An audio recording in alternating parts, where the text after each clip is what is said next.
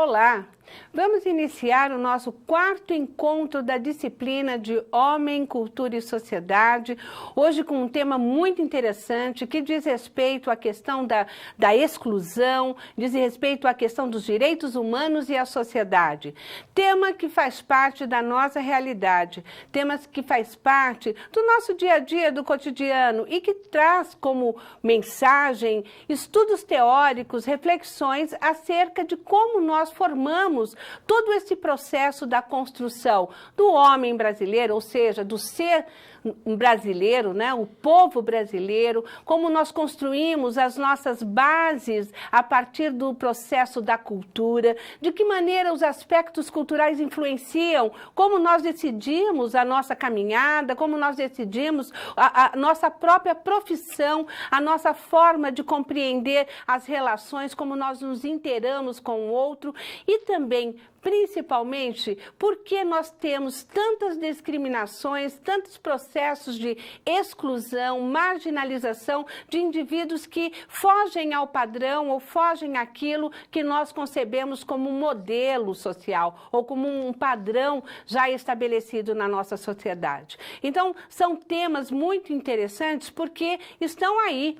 Vivemos no dia a dia, passamos por esses processos, quantos de nós com certeza já fomos discriminados, passamos por situações onde o processo da exclusão social se fez presente, ou seja, no trabalho, ou nas nossas relações enquanto academia, ou nas relações com os grupos sociais, de que forma tudo isso pode ser explicado à luz da ciência, e não simplesmente a partir de uma ideia de senso comum, porque nós estamos trabalhando a partir de teorias, principalmente no encontro de hoje, as teorias antropológicas, a maneira como os estudiosos da antropologia, os teóricos da antropologia cultural, nos explicam essas questões tão basilar que são as relações dos indivíduos, o outro, essa alteridade do processo, essa maneira como nós construímos as nossas formas de ser, a nossa identidade. Vamos falar da identidade de uma nação, da identidade da nação brasileira. E essa nação que é múltipla, plural, que é carregada de história, que é carregada de processos em construção, ainda se faz presente na sua construção de identidade. Quer dizer, falar de uma identidade de uma nação é saber que a todo momento ela está neste processo de construção. A cultura enquanto uma construção do indivíduo, do sujeito social. E nessa perspectiva, nos leva a pensar a ideia dos direitos humanos. O que são os direitos humanos? Afinal, os direitos humanos vieram para atender quais debilidades ou quais problemas que são apresentados em sociedade. Por que eu tenho que ter leis para garantir um processo de igualdade ou mesmo de equidade entre os indivíduos de uma mesma nação? São problemas muito interessantes para nós aqui pensarmos no encontro de hoje. Por isso, no quadro, eu convido você a observar a contextualização da nossa aula. Os temas a serem trabalhados no nosso encontro serão temas que discutem as diferentes e as diversas dimensões políticas, econômicas, sociais e culturais do contexto da sociedade mais especificamente o Brasil. Por isso, a ciência que vai nortear os nossos conhecimentos é a ciência antropológica, que quer dizer a compreensão do comportamento humano e a história do povo brasileiro a partir deste olhar antropológico. Também vamos discutir o papel da cultura na construção da identidade nacional.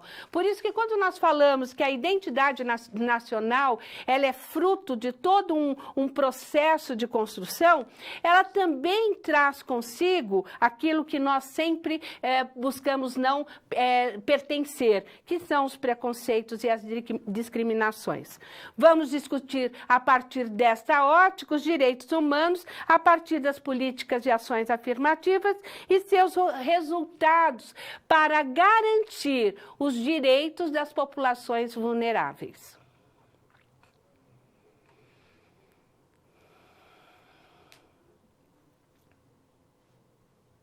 Antropologia, uma abordagem no contexto das ciências sociais. O que nós estamos pensando aqui, ou como nós estamos trabalhando essa lógica, este processo? É interessante você lembrar que a antropologia é uma ciência que vem junto, nasce com a sociologia. Lá no século XIX, ela começa a ser pontuada por vários autores, críticos e estudiosos, viajantes, que passam a retratar as comunidades, a retratar povos e nações diferentes do que as suas. Ela dá início, ou inicia-se, a perspectiva antropológica a partir do século XV, lá com os navegadores, século XVI, quando eles começam a estudar todo este processo, que é o processo da construção da identidade de outras nações que não as europeias. Por isso, quando falamos nessa ciência, nós estamos falando num percurso de historicidade, quer dizer, um percurso que retrata fielmente a cultura de determinadas nações ou a cultura de determinadas comunidades, civilizações, para, a partir disso, observar à luz dos seus parâmetros. No momento do século XIX, o parâmetro sempre foi europeu, né? Então, a partir dos parâmetros aí a serem observados e comparados, trazendo luz às explicações dos padrões sociais, das crenças, da maneira que os indivíduos se relacionam, das questões institucionais, e aí vai. Nesse sentido, é importante observarmos, então, os principais elementos que compõem o olhar antropológico. Vamos a ele? No quadro, a antropologia enquanto ciência, ela deriva, né, da palavra grega, anthropos, que quer dizer homem, e razão, que quer dizer pensamento. Dentro dessa lógica, ela pensa a estudar, tem como objeto de estudo o homem e a humanidade, de maneira totalizante, ou seja, abrangendo todas as dimensões. E é uma ciência que está aí para observar de forma contundente esses estudos humanos. Nesse sentido, se nós pudermos aí delimitar, algumas questões que envolvem a ciência antropológica ou a ciência da cultura, passa pelo olhar da biologia, enquanto uma antropologia biológica ou física, que tem uma dimensão sociocultural, enquanto também a antropologia social e a antropologia cultural. Então, nós poderíamos dizer o seguinte, que a antropologia ela vai se dividir em 3 grandes ramos de observação e de estudos sobre os povos, as civilizações e a cultura do outro. Ela parte do olhar da antropologia física, né, a partir dos aspectos biológicos, a partir da maneira como os indivíduos ali se estabelecem fisiologicamente, dentro desse olhar. A antropologia social, que vai tentar determinar todos os aspectos,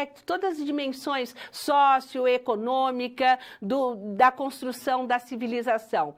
E a antropologia cultural, que é aqui a que nós mais vamos nos debruçar, que é a antropologia que parte da observação da cultura, da produção do ser humano no seu processo de produção e de construção da sua própria realidade. No quadro ainda, podemos chamar que o objeto da antropologia é, então, na antropologia biológica e cultural, o homem e suas obras.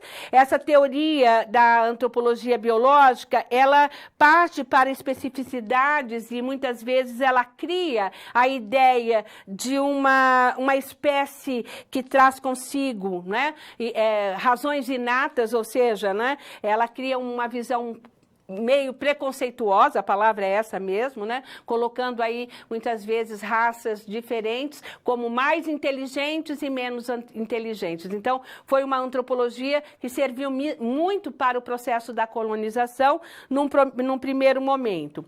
Também a antropologia social e cultural, ela passa, então, a observar, a partir das sociedades, sejam elas sociedades extintas ou sejam elas sociedades atuais, observar através das letras, através daquilo que ficou gravado, né? Aí nós temos os arqueólogos que vão trazendo aí informações suficientes para que o antropólogo trabalhe ou reconstrua de certa forma e com segurança como seriam aquelas sociedades.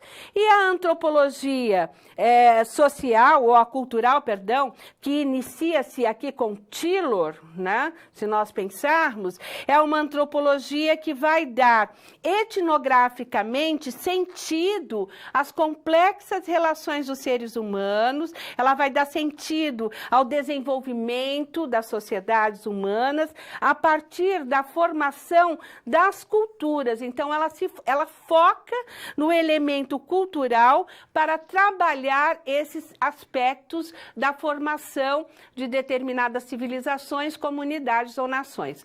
Então, quando nós trabalhamos essa ideia da antropologia cultural, nós estamos, de uma certa forma, avançando os olhares antropológicos anteriores, que prendiam-se só na justificativa de um determinismo biológico, justificando muitas vezes a submissão ou a superioridade de determinados povos em relação a outros, por conta da sua expressão branca, vamos dizer assim, né? Muito utilizado isso na Europa, né? O próprio nazismo apresentou-se dessa forma. Então, a antropologia cultural, ela faz um caminho diferente, ela busca não estabelecer biologicamente a relação de desenvolvimento cultural ou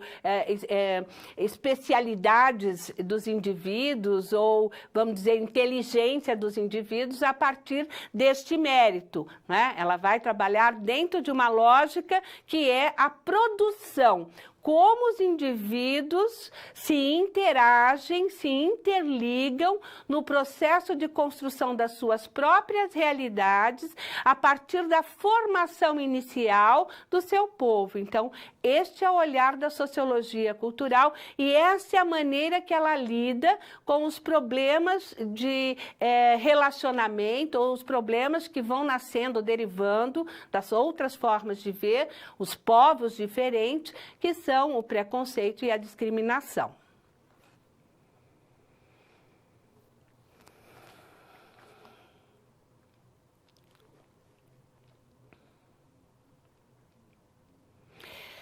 A formação do povo brasileiro e o papel das populações negras e indígenas. Bom, aqui eu não poderia deixar de citar um livro que eu acho que todos nós deveríamos ler, independentemente da formação, da profissão que nós escolhemos, mas isso faz parte da nossa realidade, isso demonstra a nossa constituição, como nós fomos constituídos enquanto um povo e como este povo constituído foi desenvolvendo ou foi produzindo a sua identidade, a identidade de nação. E este livro é o livro O Povo Brasileiro, de Darcy Ribeiro. Este livro do Darcy Ribeiro, ele vai trabalhar com todas as matrizes, ele vai demonstrando como as matrizes que vão formar o povo brasileiro, e aí nós sabemos que são os europeus, os portugueses, os negros e os índios, como essas matrizes, a partir da constituição, da formação do Espaço Brasil, né, a partir do descobrimento, entre aspas, né, mas a partir do desvelamento desse país para a Europa e de que maneira que essas relações foram tecidas, foram organizadas e a partir desta organização, como se estabeleceu todo o processo de construção da identidade nacional. Então, quando a gente fala assim, a identidade do povo brasileiro, parece que é algo pontuado, parece que é algo já posto, né, construído, e na realidade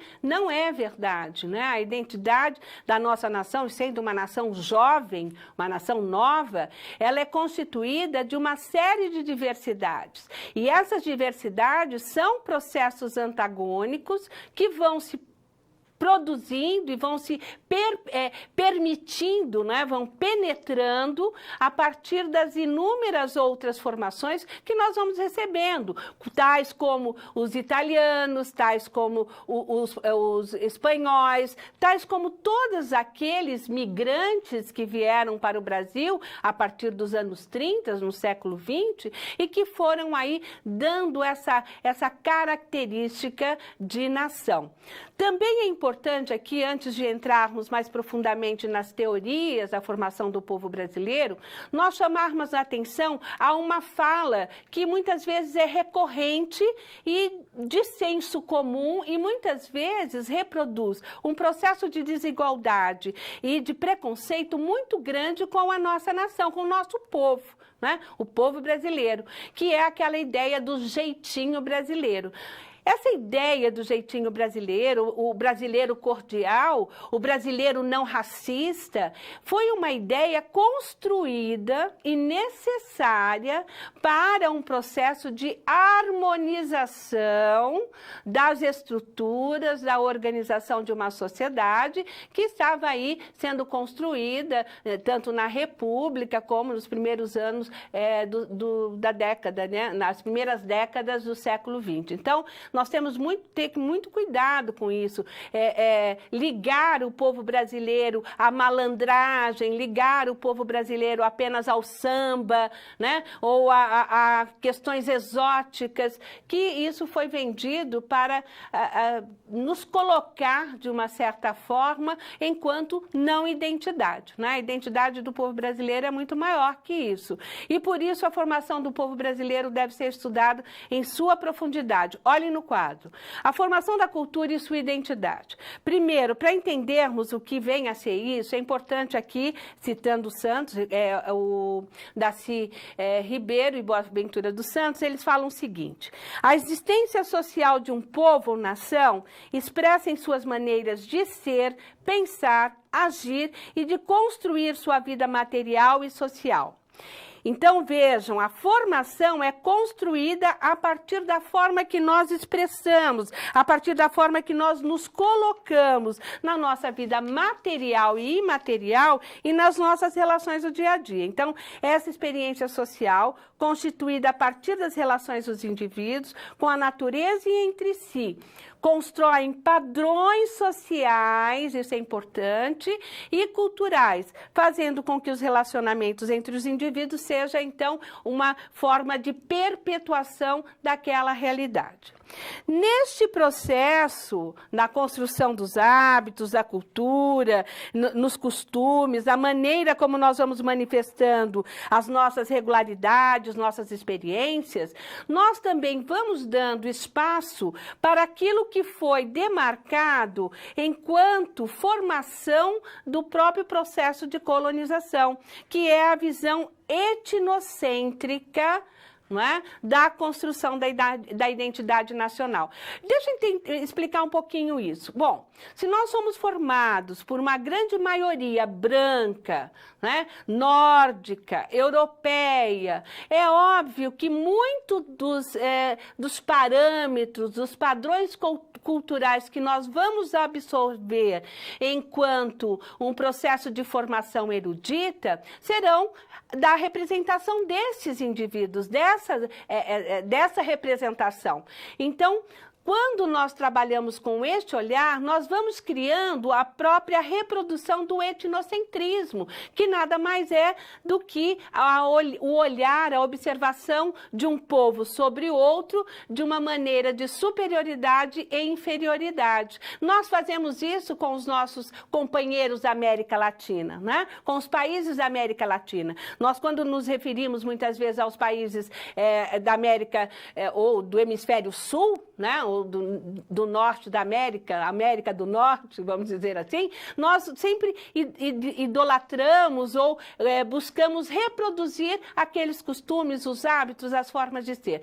Quando nós pensamos no povo latino-americano, nós sempre olhamos com uma certa superioridade. Isso é o etnocentrismo que nós herdamos. No quadro, dentro dessa discussão de etnocentrismo, nós podemos colocar que é uma forma de pensar o outro os grupos, o sujeito, as populações, a partir das normas e valores da nossa própria sociedade, no caso, nas sociedades nas quais nós nos espelhamos. E essa construção da identidade nacional passa a ser, então, um conjunto de sentimentos, ideias e costumes comuns a uma nação.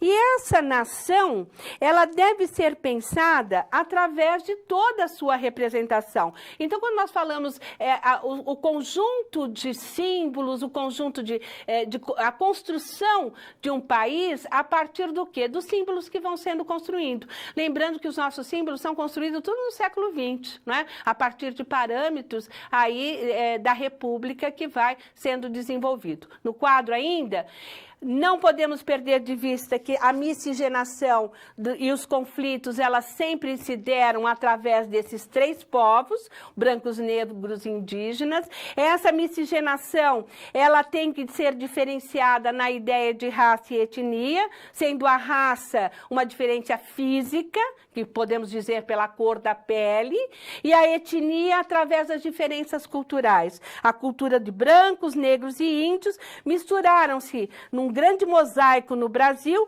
Contudo, a identidade nacional, ela só é formada a partir do quê? A partir do entendimento que existe uma coexistência entre estes grupos. E essa diversidade cultural se faz presente tanto no comportamento multicultural quanto etnocêntrico.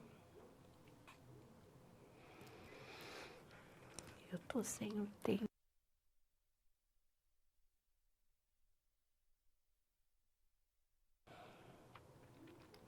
O mito da democracia racial.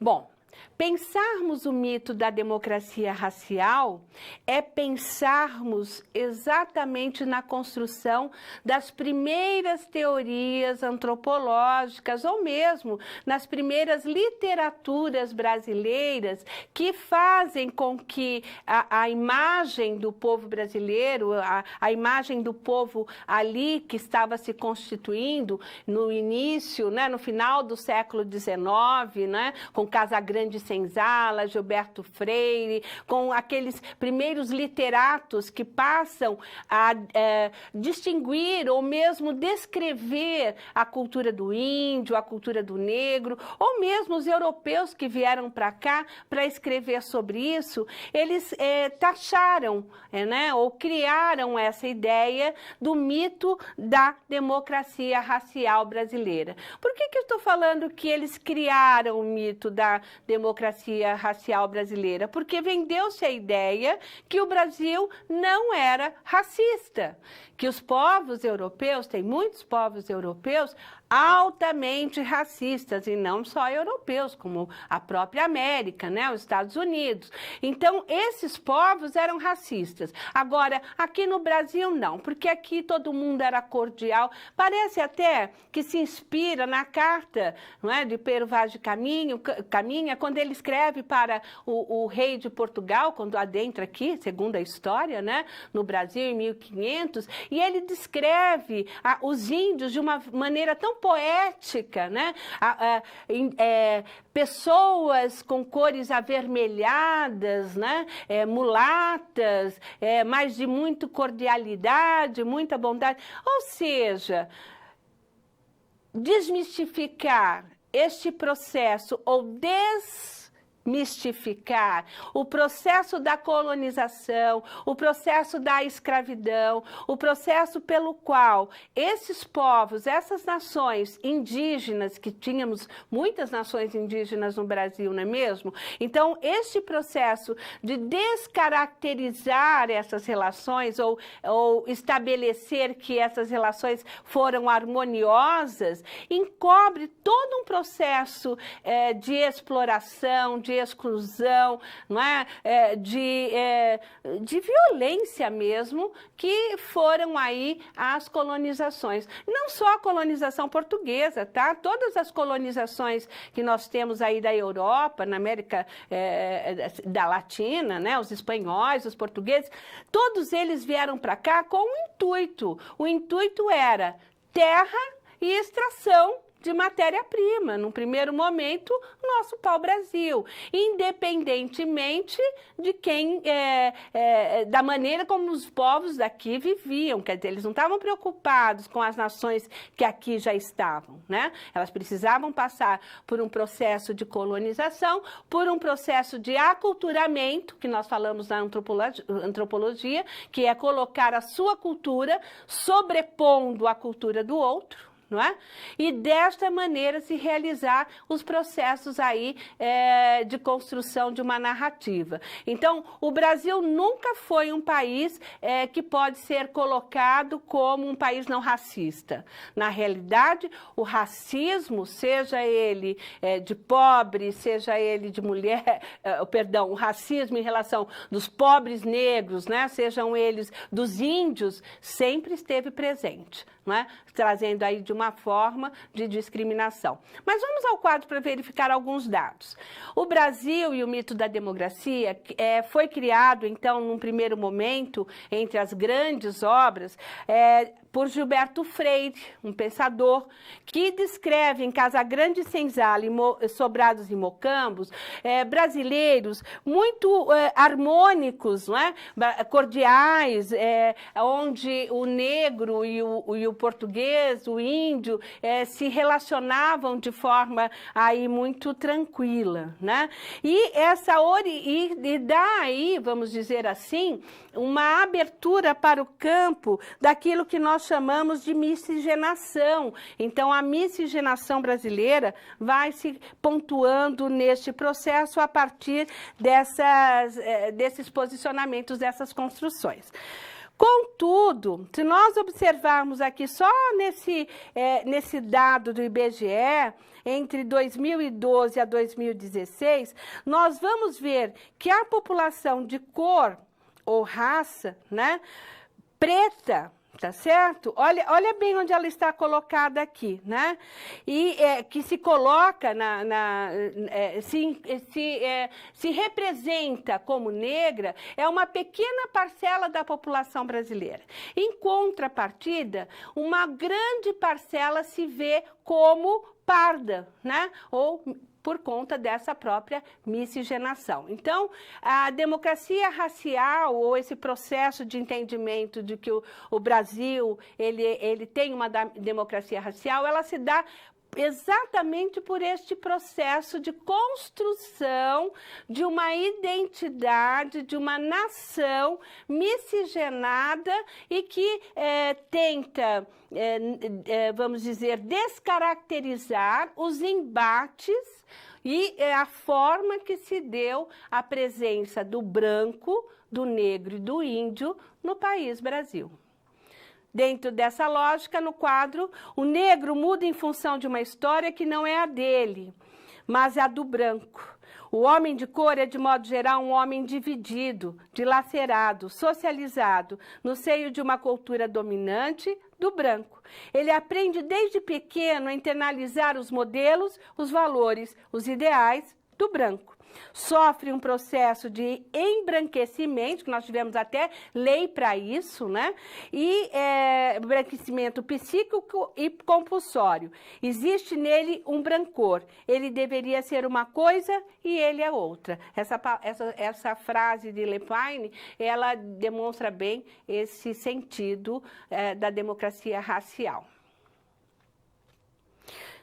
O mito da democracia racial, então, funda uma consciência falsa da realidade a partir da qual acredita-se que o negro não tem problemas no Brasil e as oportunidades são iguais para todos. Serve uma constelação de interesses entre os quais a integração racial democrática se faz a partir da exorcização das ameaças dos movimentos sociais, segundo o Florestan, e segundo o IBGE, em 2010, nós temos no Brasil 896.917 indígenas, 305 etnias e, ao contrário do que se faz acreditar os estereótipos, apenas 57,7% estão aqui com as terras demarcadas.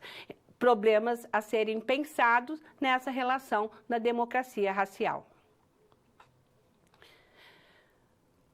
Estourei. 2 minutos. Bom, dentro dessa dinâmica de pensarmos as relações a partir do olhar da cultura, as relações a partir das diversidades, das pluralidades e como foi construída a identidade nacional brasileira, vocês viram lá no seu livro didático que existem várias situações, entre elas a de Ayla e Andréia, se eu não me engano, que vão aí se representar duas personagens que olham o Brasil a partir da perspectiva de migrante, outra de negra, em relação às questões que no dia a dia, no contexto das experiências, elas passam por discriminações e passam por dificuldades no relacionamento com o povo brasileiro. A questão que se coloca é a seguinte: como se dá a relação entre a diversidade cultural e o etnocentrismo no Brasil e qual o papel da cultura na construção das diferenças existentes na sociedade brasileira. Então, se nós pegarmos ali as discussões de Andréia e Ali, o imigrante da Síria, você vai observar, vai perceber que a constituição do povo brasileiro realmente é um povo, vamos dizer, com suas características próprias, né? É um povo com a sua própria singularidade. Nós não podemos padronizar os indivíduos da sociedade brasileira e nossa relação com a construção da identidade se deu de forma em que muitos dos parâmetros emocionais, muitas das questões que envolvem a nossa própria pluralidade, na alimentação, nas vestimentas, na maneira que nós relacionamos com as nossas crenças, fez com que este povo tivesse determinados abertura ou determinados comportamentos que tenta acolher o outro de uma maneira de integrá-lo.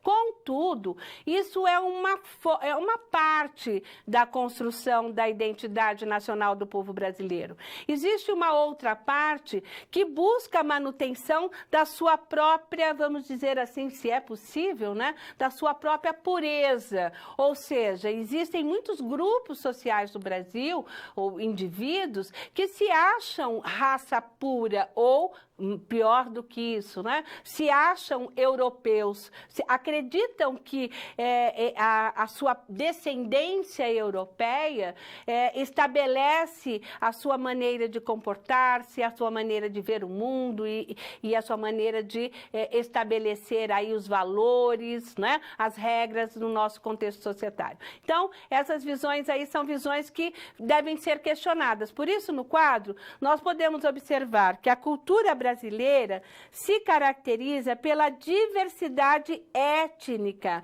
que constitui o sujeito. Lembrando que essa diversidade étnica é exatamente a diversidade das experiências, né? Dos significados, da maneira como as diferentes raças e os diferentes grupos sociais se colocam em nossa sociedade. As posturas etnocêntricas são orientadas por explicações pautadas no determinismo biológico. Eu tenho certeza que você deve conhecer alguém, né, em suas relações, que muitas vezes acredita mesmo, por uma questão de formação, que passou de geração para geração, de que determinadas raças são inferiores que outras, né? Existe muito isso. E muitas vezes, velado, a pessoa nem percebe que ela, ao se colocar dessa maneira, ela é racista, né? Ela está aí estabelecendo um diálogo com o racismo.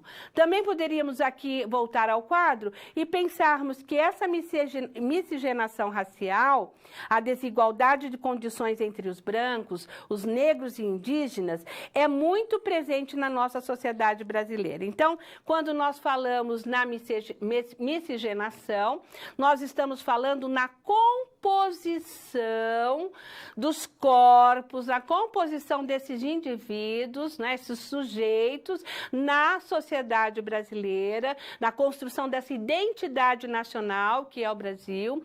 Contudo, nos aspectos ou nas características que envolvem as questões econômicas, políticas, elas se fazem presentes a partir da exclusão. né? O índio e o negro, e aí poderíamos entrar a mulher, os idosos, quer dizer, existem aí indivíduos que são excluídos do processo. Nesse sentido, eu acredito que a miscigenação, a diversidade, ela estabelece este diálogo nos processos de construção da nossa identidade nacional.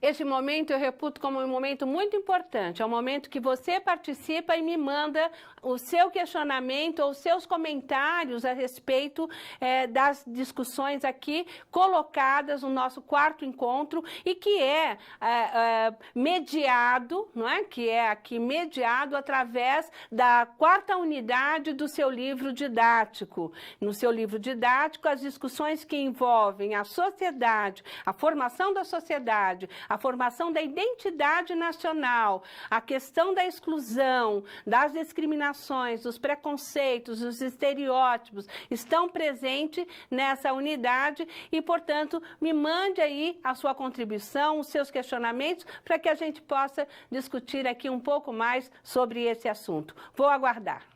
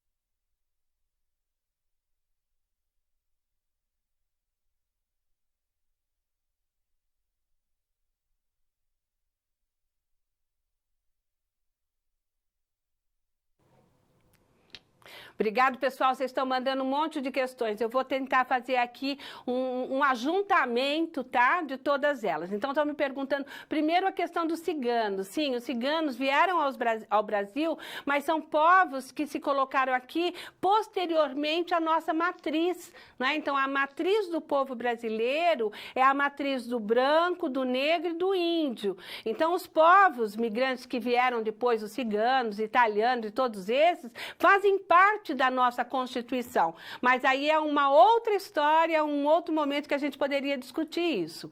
Sobre a questão das desigualdades, da exclusão, como que nós podemos trabalhar isso, por que que os povos indígenas, eles realmente não dão as suas caras, né, como algumas pessoas aí colocaram, porque eles têm medo de sofrer preconceito. Não, pior, eles foram extintos, né? Nós sabemos que a população indígena hoje, a nação indígena, que são várias nações indígenas, indígenas, né? Dentro da nação Brasil. Então, essas nações, foram muitas delas dizimadas no momento da colonização, ou por violência, ou mesmo por pestes, doenças e tudo mais. Quando vocês me perguntam como combater as nossas desigualdades, ou como nos tornarmos, e aí eu até ponho a gente também, né? Nos tornarmos menos preconceituosos, é nos observarmos enquanto indivíduos pertencentes a uma identidade Brasil, identidade de um povo. Enquanto nós mantivermos uma identidade que não é a nossa, uma identidade construída através de parâmetros europeus ou hoje norte-americanos, nós não conseguimos enxergar, né? Ou nós temos resistência a enxergar a cara do povo Brasil. Né? Então, acho que é uma coisa que a gente tem que pensar. Então, na medida em que nós conseguimos passar por este processo de maneira a conversar sobre isso, a dialogar sobre isso, a trazer essa questão para o plano do debate, nós começamos a observar que o processo, muitas vezes, da ideia de meritocracia é uma ideia furada, porque existem povos que não tiveram nem a oportunidade que nós tivemos aí dentro desse espaço. Então, esse processo todo é uma construção. E nós estamos sempre em construção. Então, eu acredito que cada vez mais nós estamos assimilando o outro a partir das suas próprias singularidades. Eu acredito que é isso.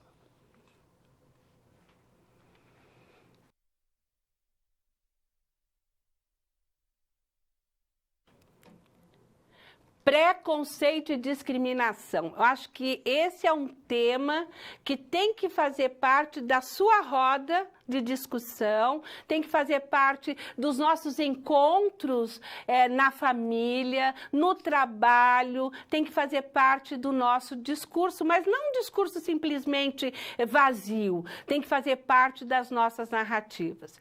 Quando nós falamos em preconceito e discriminação, nós estamos colocando aí todos os sujeitos sociais, todos os sujeitos que compõem a nossa nação, o povo brasileiro, e estamos colocando com as suas singularidades, não dentro de um padrão, né, de um comportamento estabelecido, onde os valores, geralmente nós falamos, né, os valores da elite, os valores europeus, os valores das sociedades desenvolvidas, se colocam como um modelo a que todos devem seguir. É o estranhamento que nós temos que fazer com a cultura do outro e trabalhar esse estranhamento a partir do quê? A partir da tolerância, a partir do entendimento, a partir da diversidade. É olhar o outro entendendo que ele é único. E sendo único, ele tem suas características, tem o seu biofísico, ele tem a sua maneira de se comportar, de falar, e aí vai. Então, quando nós trabalhamos a ideia, e essa ideia, eu gostaria muito de chamar a atenção, aqui não é senso comum, são estudos que os nossos autores, os teóricos da antropologia, os teóricos da sociologia, trouxeram para fundamentar esse nosso entendimento. O Max Weber, ele diz assim, olha, todo o processo de discriminação, ele vai ocorrendo não pela maneira como você pensa, muitas vezes, no recôndito das suas ideias, nas relações de poder, mas ele vai se estabelecendo na nossa ação, na maneira como nós tratamos o outro. Essa é uma forma de discriminação. No quadro, dentro das ideias de preconceitos e discriminações, podemos dizer que são valorações que os sujeitos constroem sobre a ideia de sociedade e a sua relação com ela. Então, essas valorações é que devem ser questionadas a todo momento. Da onde veio este valor? Da onde, como é que quem é que reproduz esse valor? Né? Eu estou me espelhando em quem para estabelecer esses valores e não estabelecendo através de estereótipos, que isso é o que mais produz a desigualdade, as violências, principalmente as violências. Por quê? Porque quando nós falamos de estereótipo, nós estamos falando numa construção social de valores. Nós estamos falando em papéis sociais que foram destinados a determinados indivíduos na sociedade. E esses papéis sociais que vão ser determinados, a maneira dele se comportar, dele se postar, podemos aí falar das questões de gênero, da mulher, do homem, da criança, do idoso, do patrão, do empregado. Então, esses papéis sociais construídos no interior da nossa sociedade, né? Construídos, pensados ideologicamente pela nossa sociedade, vão estabelecer os estereótipos, ou seja, vão estabelecer aquela ideia de que eu vou olhar o outro assim, nossa, mas que cabelo estranho o seu, não é? Então, esse estereótipo, ele é construído no quadro. Convivemos com o estereótipo contra o negro, contra os indígenas e demais grupos que são percebidos como sendo os outros no interior da nossa sociedade. O racismo advém dessa construção. O racismo é uma teoria que sustenta a superioridade de certa raça em relação à outra. E ele pregoniza a segregação e o genocídio. Bom, no Brasil, atualmente, a violência contra negros, jovens, mulheres, aumentou drasticamente. Drasticamente. Isso tem que ser pensado. Isso é uma maneira de exercitar um racismo preconceituoso que se estabelece por um estereótipo. O estereótipo de que todo negro é bandido,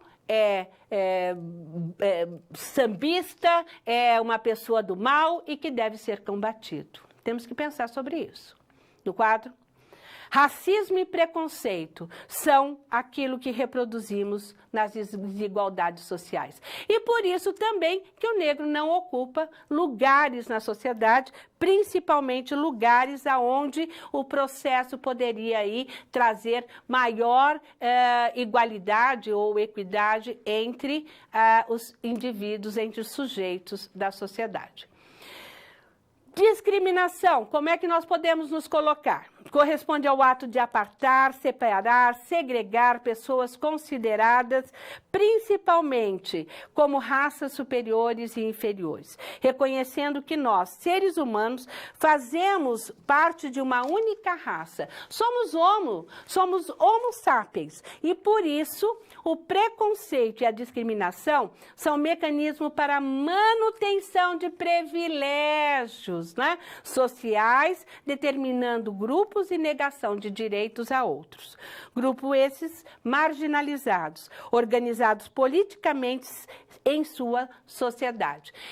Algumas questões que vão nos remetendo a este processo de discriminação, estereótipo e racismo, faz com que nós pensemos como estabelecer num processo de dignidade humana a participação de todos de forma que todos possam realmente participar da construção deste povo brasileiro, dessa nação brasileira, que é tão rica na diversidade, na sua biodiversidade, e por isso é necessário pensar como ela deve se estabelecer enquanto uma nação.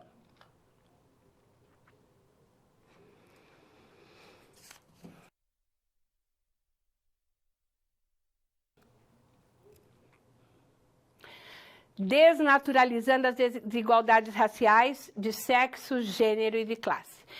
Eu sei que tem aí algumas perguntas que o pessoal também está mandando e eu gostaria de poder responder todas elas. Nós vamos ter mais um momento de pergunta, tá? Então, vou tentar responder assim dentro de um quadro, colocando todos. E essas discussões, elas são tão intensas e eu sei que a participação, a interação é muito legal porque fala exatamente do que a gente está vivendo, fala sobre as questões, as notícias que nós estamos nos deparando a todo momento, principalmente principalmente quando nós tentamos desnaturalizar as relações. O que seria desnaturalizar as relações de gênero, as relações entre as raças, entre as populações mais pobres, entre as classes? Como é que trabalha isso, né? Desnaturalizar. Quando nós falamos de desnaturalizar, é colocar as coisas no seu devido lugar no processo histórico, na construção das oportunidades ou nas construções da participação de cada uma dessas sociedades, cada uma dessas representantes, como a mulher, o homem, o negro, o branco, as classes sociais, o pobre e o rico, colocando cada um desses elementos, dessas categorias, dentro da construção histórica. Então, por exemplo, quando nós falamos que o Brasil é ainda um país racista, traz consigo todo um processo de discriminação entre os papéis sociais do homem e da mulher, nós estamos trabalhando aí a concepção de gênero, da questão da construção que se foi estabelecida através da própria Constituição, da estrutura organizacional, da colonização do povo brasileiro, que traz a ideia do patriarcalismo, né? Ou a sociedade patriarcal, onde o homem é aquele que serve, não é? Todo o processo de produção e a mulher fica apenas no processo doméstico da construção da sociedade. É ver que isso ainda, por mais que estejamos no século XXI, é reproduzido por algumas falas. Existem narrativas atuais que ainda colocam este processo como se fosse natural, né? E aí volta lá para o determinismo biológico, né? Dizendo que o homem tem mais força, a mulher tem menos força, uma justificativa que já foi provado cientificamente que não é por aí que tem que ser pensada. Quando nós falamos entre as classes sociais, nós estamos nos remetendo à história onde os negros e os índios foram dizimados, muitos deles, exatamente porque foram pensados num país como o nosso como apenas mão de obra. E no momento que foram, vamos dizer, descartados num primeiro momento, com a Revolução Industrial brasileira, aí, né, após a libertação dos escravos, eles foram colocados como se jogados, vamos dizer assim, para se virem, né? Agora vocês vão ter que procurar o seu emprego, vão ter que se assalariar e se virem para buscar suas especializações, se virem para se enquadrarem nesse novo modelo que é a sociedade agora posta pós-escravidão. Então, não tiveram o suporte, né? Os negros não tiveram suporte para que a formação pudesse ser, no mínimo, igualitária. Então, quando nós falamos desnaturalizar essas relações, nós estamos nos reportando a isso. No quadro, dentro dessas ideias, né, nós podemos dizer a própria questão da desigualdade de gênero e raça, que constitui um importante fator de agravamento das condições de precariedades e exclusão em que vive uma grande parcela da população brasileira ainda hoje. E é um desafio combatê-la. Estão diretamente associados aos níveis de violência contra a mulher, cada vez, de anos para cá, mesmo com a Lei Maria da Penha, cada vez mais está presente a violência contra a mulher e o processo de dominação. A questão de gênero, então, quando discutida, quando é chamada ao diálogo, quer dizer que tem relação com a cultura e com os papéis sociais que estão relacionados à identidade daquele ser humano, daquele ser homem e daquele ser mulher. E mais do que isso, nós podemos ver na atualidade a luta dos transgêneros e os transexuais, né? Cada vez mais também passando por discriminações, né? Os LGBTs, passando por processos de violência. Então, o preconceito vai se estabelecendo nas classes do negro, dos índios, dos pardos, e os movimentos que lutam para o reconhecimento da diversidade e promoção da igualdade de condição da sociedade se faz presente exatamente por quê? Porque eles não se utilizando mais aquela linguagem de minoria, né? Mas esses indivíduos, esses sujeitos, esses grupos que nós estamos aqui pensando sobre eles são indivíduos que, no processo de competição desraigada que nós temos, né? Esse processo cada vez mais violento, torna-os sempre em detrimento daqueles que estão brancos, que estão dentro de um processo europeu, dentro de um modelo de padrão já estabelecido. Então, não há como descaracterizar essa realidade. Tanto que, a todo momento, as violências contra a mulher, as violências contra os LGBTs, as violências que são estabelecidas com os negros, pior ainda com as mulheres negras, né? Com os índios, a partir da expulsão das suas terras originárias. Então, está aí, é uma realidade, faz parte daquilo que nós construímos, aquela visão de que nós somos europeus ou, atualmente, americanos do norte. Os Estados Unidos é o nosso modelo. Então, isso traz para nós consequências seríssimas. Por quê?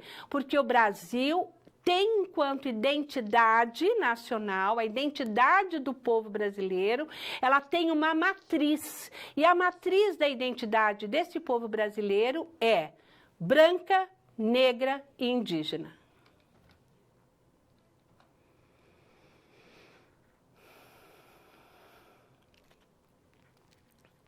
As políticas afirmativas no Brasil do século XXI.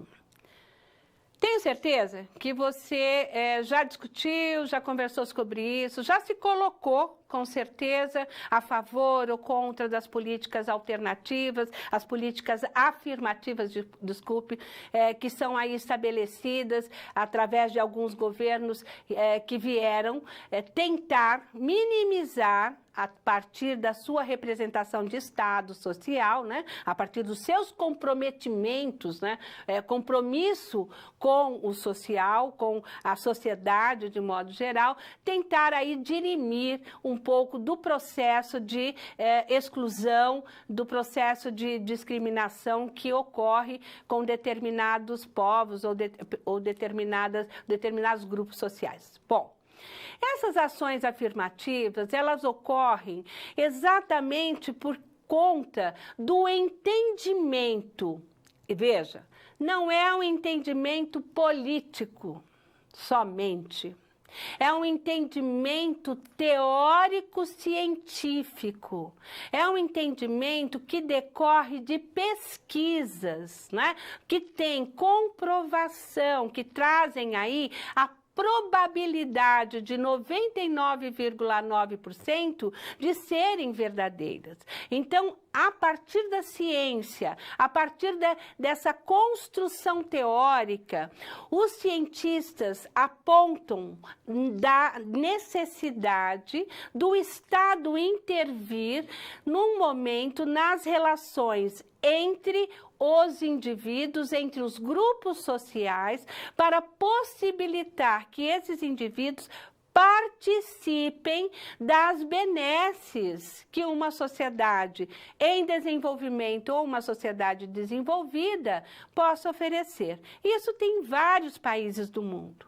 E essas ações afirmativas, então, são ações que vêm tentar minimizar os estragos que foram feitos no passado, na história.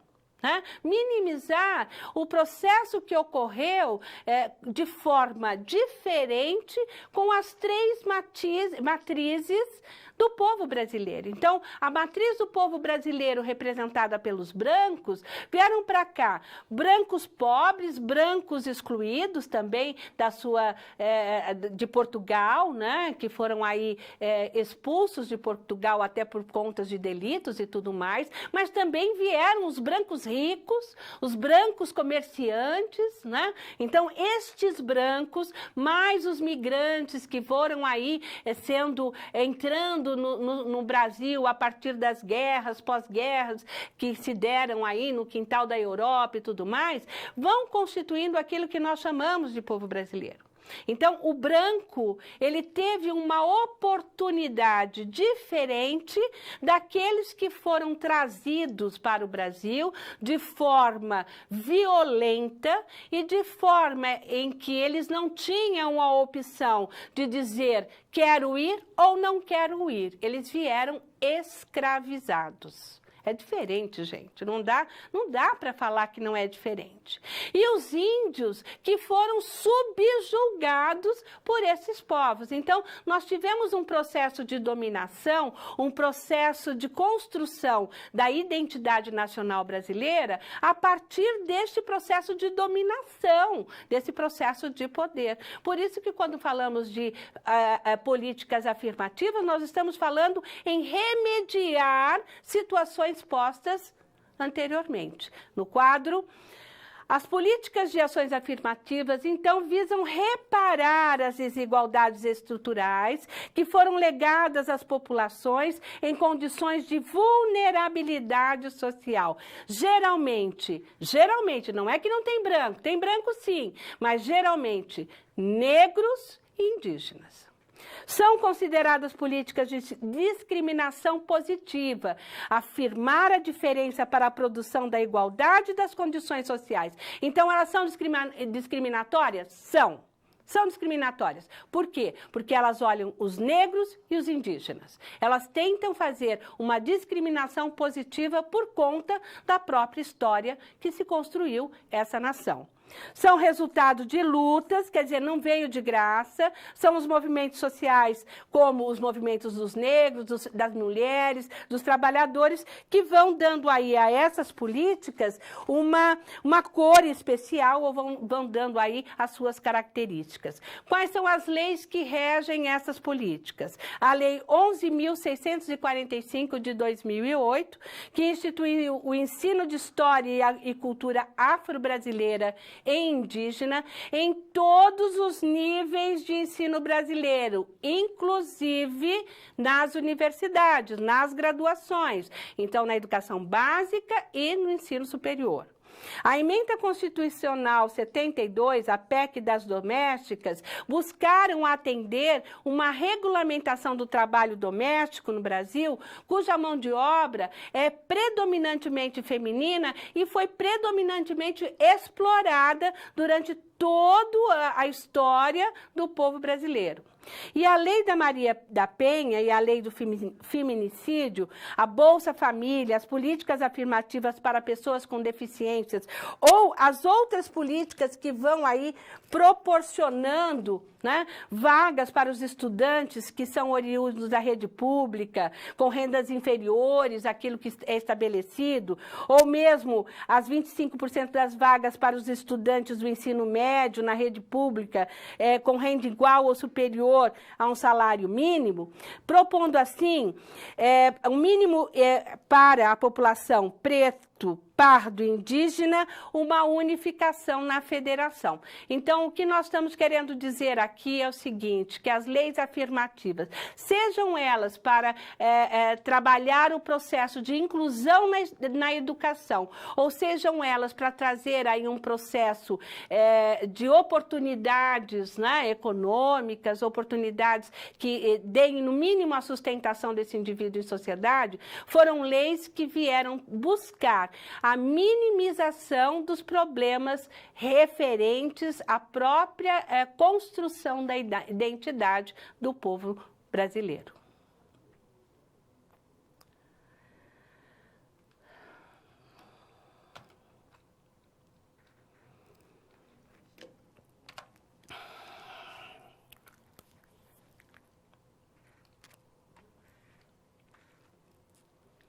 Entramos numa discussão muito corrente, que é a posição, né, e na situação problema, lembrando lá no seu livro didático, na 4ª unidade, essas discussões estão ali para que você possa se aprofundar um pouco mais, né, buscando também outras leituras que lá nós indicamos, e chegamos nesse momento de construir a nossa situação problema. De um modo geral, a situação problema busca identificar se essas ações afirmativas que colocam para o desenvolvimento do do povo brasileiro, elas são importantes ou elas são medidas que não vão resultar em nada, não vão resultar aí na minimização do problema? Vamos ao quadro para fazer a leitura dela.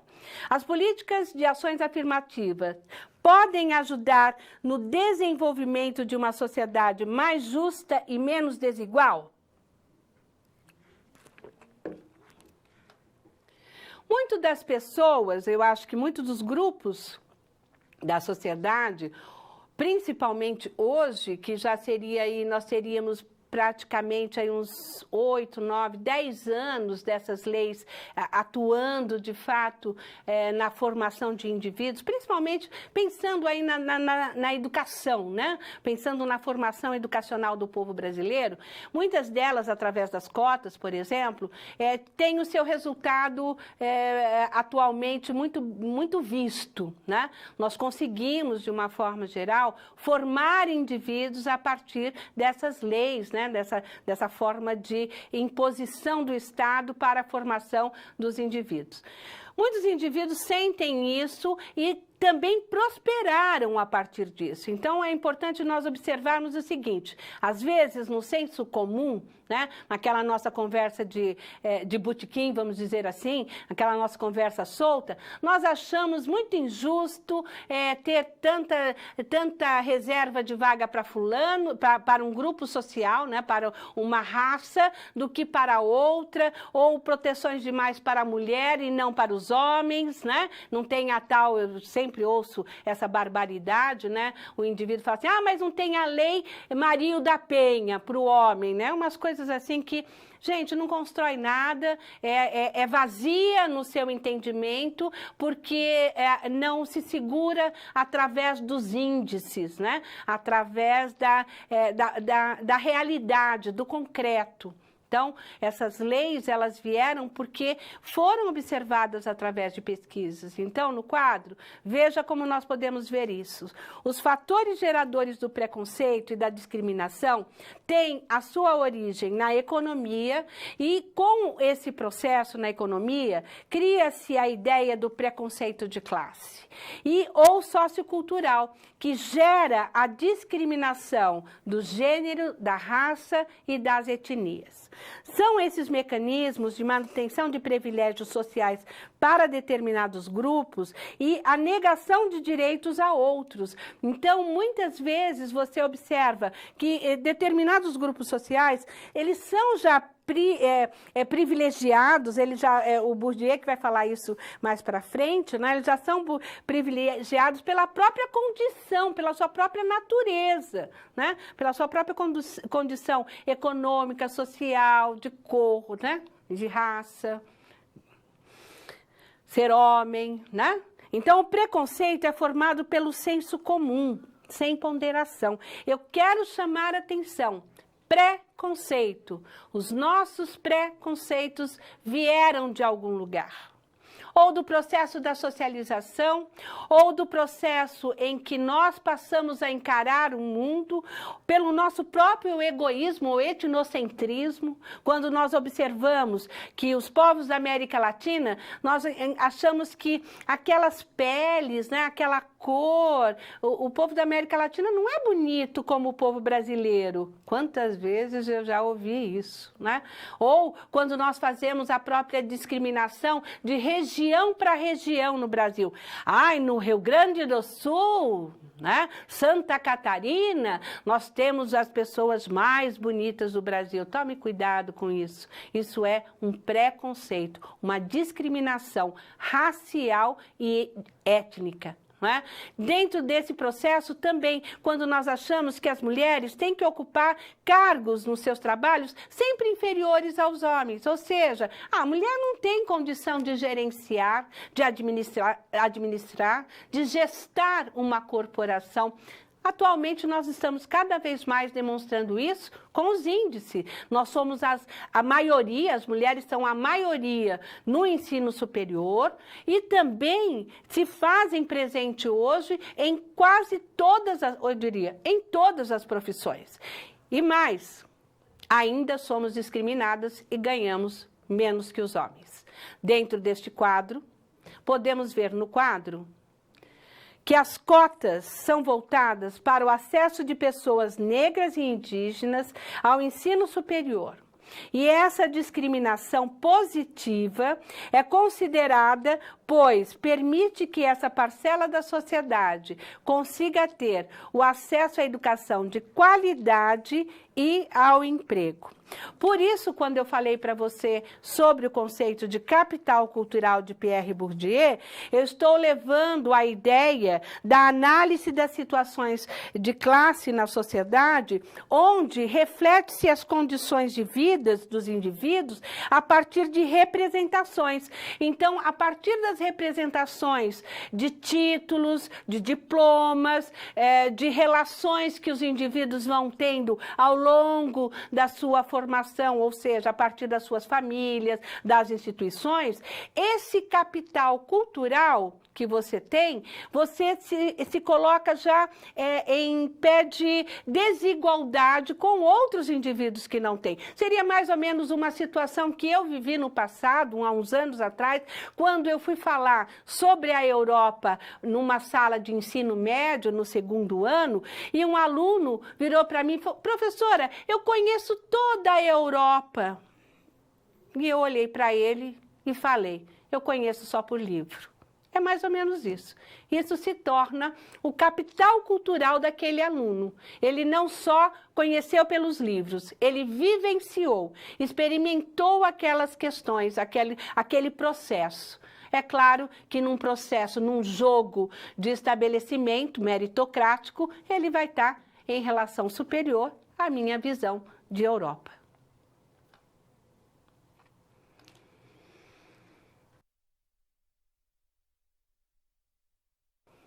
Chegamos mais um momento importantíssimo do nosso encontro, né? Um momento onde a interação, onde as relações de questionamento se fazem aqui presentes, são importantes, porque até estou colocando um pouco mais de tempo para a gente poder analisar junto o processo que se tem dentro desse contexto, as expectativas que vocês têm. Mandem as suas questões, vou tentar aqui trabalhar cada uma delas, explicitando, conversando e dialogando com vocês. Vamos às perguntas.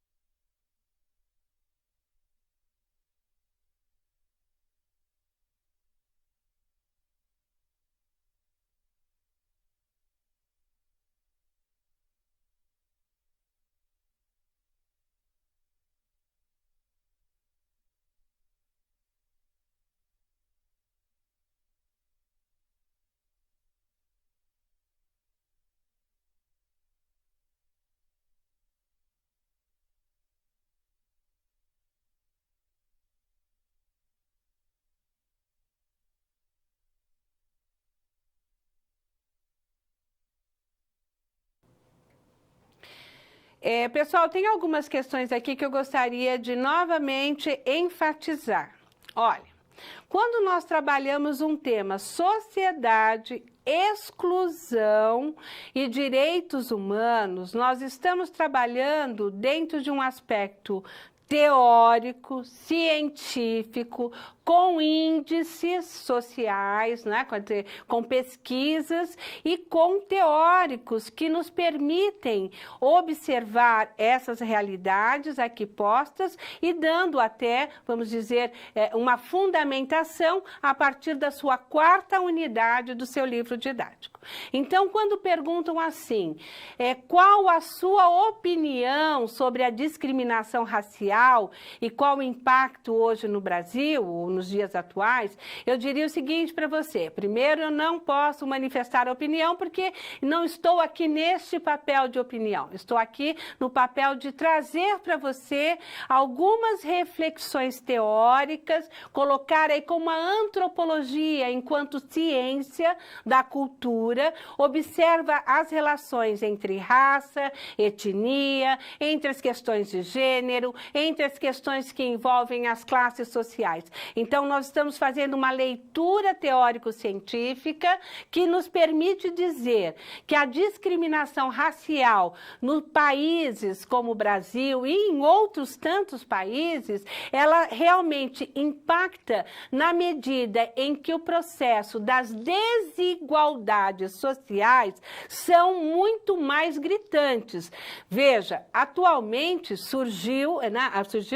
foi apresentado para nós uma pesquisa sobre o aumento da desigualdade social. A desigualdade social se faz presente pelo processo de discriminação, estereótipo, não é? E racismo. Isso é claro. Isso não tem como fugir, né? E essa forma de observar, ela é uma forma já consagrada cientificamente pelas áreas das ciências sociais e até pelas áreas biológicas, tá? A própria biologia, o determinismo biológico, já avançou as suas ideias de que determinadas nações ou determinados povos poderiam ser aí estabelecidos como mais inteligentes e menos inteligentes, ou mesmo as pesquisas entre o homem e a mulher demonstram que isso tudo foi uma balela, ou teorias anteriores do século XIX que tentavam justificar um determinismo biológico para justificar todo o processo de colonização, exploração e tudo mais que vem aí, tá? Então, primeiro eu gostaria que vocês pensassem sobre isso. E a forma como é abordado o tema das diversidades culturais no Brasil e a sua importância tem sido ineficiente porque ainda não conseguimos educar a nossa população com relação a estes processos. É uma pergunta também que estão aqui colocando. Eu diria o seguinte, nós somos um país muito novo, nós queremos tudo para ontem. Então, a maneira como nós estamos despertando os problemas sociais, políticos, econômicos e principalmente as nossas diferenças culturais, elas estão sendo manifestadas através dessas nossas ações. Então, não sei se tem sido ineficiente, mas tem sido aí muito debatido. Como nós podemos criar uma reflexão maior sobre isso? Dialogando, estudando, pesquisando como cada povo, cada matriz do povo brasileiro, ela se constituiu dentro da nossa civilização, dentro da nossa comunidade. Eu acho que esse respeito à diversidade passa por esses diálogos, né? Passa por essa nossa compreensão. Passa por isso que nós estamos fazendo agora, tentando entender um pouco mais o que é realmente, como se explicar as discriminações e o racismo no Brasil. Recapitulando. Bom, chegamos no momento da nossa aula, onde podemos apresentar 3 grandes pontos aqui discutidos. Primeiro, a compreensão do processo histórico-cultural de um povo e as construções culturais que favoreceram os grupos sociais. Olha, um posicionamento, ó, a construção sociocultural. Nós construímos ao longo da nossa história, da nossa Constituição, enquanto uma identidade nacional, nós nos constituímos através das matrizes e a partir dessas matrizes, nós nos organizamos a partir dos grupos, e esses grupos dentro de relações de poder. né, dentro de relação de dominação. Também podemos observar que nós analisamos aqui que a identidade do nosso povo é uma identidade miscigenada, é uma identidade que tem como matriz os três povos básicos, o branco, o negro e o índio. Mas depois disso nós tivemos todos os outros povos, né? Como falaram aqui, a questão dos ciganos, nós tivemos os italianos, os espanhóis, os franceses, os alemães, todos eles fazem parte dessa construção da identidade do povo brasileiro. E as políticas de ações afirmativas foram instrumentos pensados para minimizar as desigualdades sociais e oferecer de forma garantida os direitos, o direito do indivíduo, o direito à sua dignidade, o direito de realmente pertencer-se, né, fazer parte do pertencimento da identidade desta nação. Por isso, todas essas reflexões são importantes e fazem parte do nosso cotidiano. Um grande abraço e até breve.